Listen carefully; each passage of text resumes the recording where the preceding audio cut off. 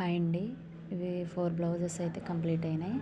రెండేమో hemming చేయాల్సినవి, రెండేమో ఉక్సులు కాజాలి piping అంటే నార్మల్ గోట్ వేసి స్టిచ్ చేసాము. ఇద్దరు కస్టమర్స్ అండి ఇవైతే. ఇవి ఒకళ్ళవి అవి ఒకళ్ళవి. ఇవి రెండు కాటన్. ఈ 2 బ్లౌజెస్ కాటనే లైనింగ్ వేసి స్టిచ్ చేసాము. ఇంతవరకు అయితే ఇవి కంప్లీట్ అయినాయండి. అండ్ ఇవి ఫ్రాక్స్ 3 ఫ్రాక్స్ ఉన్నాయండి ఒకళ్ళవే. రెండేమో అంబ్రెల్లా పెట్టాం, ఒకటేమో పిల్స్ పెట్టాం. అంబ్రెల్లా హ్యాండ్స్ కూడా అంబ్రెల్లా స్లీవ్సే. ఇవి రెండు అంబ్రెల్లా, స్కిన్ కలర్దేమో పిల్స్తో పెట్టాము. ఇప్పుడు ప్రజెంట్ అయితే ఈ ఫ్రాక్ స్టిచ్ చేయాలి.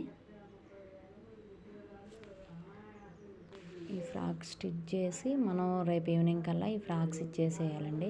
అండ్ ఈ బ్లౌజెస్కి వస్తే వీటిలో ఏమైందంటే అండి, ఒక బ్లౌజ్ శారీ అయితే బాగుంది.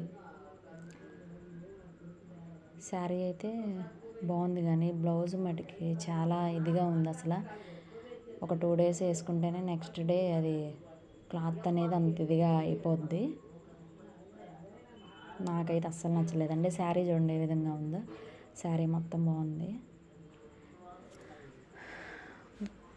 ఈ కస్టమర్స్ వేరే క్లాత్ ఆపట్టు తీసుకొని పైపింగ్ కానీ లేదా చిన్న మోడల్ పెట్టుకున్న బాగుండేది. ఈ బ్లౌజ్ పీస్ అయితే అస్సలు వర్క్ అవ్వట్లేదు, సాగిపోతుంది స్టిచ్ చేసేటప్పుడు. మోడల్ కూడా పెట్టమని చెప్పారు. నాకు ఇది ఇంకా నచ్చలేదు, అందుకని నేను ఇంకా మోడల్ అయితే ఏం పెట్టలేదు, నార్మల్గానే పెట్టేశాను. హ్యాండ్స్కి అయితే ఆల్రెడీ కట్ వర్క్ వచ్చి హ్యాండ్ మొత్తం ఆల్ ఓవర్ వర్క్ వచ్చింది. హ్యాండ్ వర్క్ అయితే బాగుందండి. హ్యాండ్ వర్కే బాగుంది. మిగిలినంతా అంత క్వాలిటీ అయితే లేదు. అస్సలు వరస్ట్ క్వాలిటీ ఇది. నాకైతే అస్సలు నచ్చలేదండి. కుట్టాలంటేనే చిరాకు అనిపించింది.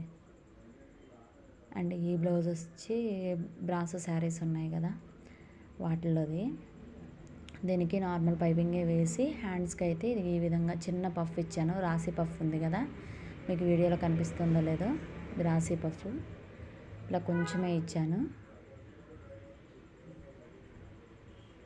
నార్మల్ పైపింగే వేసానండి. అంటే గోటు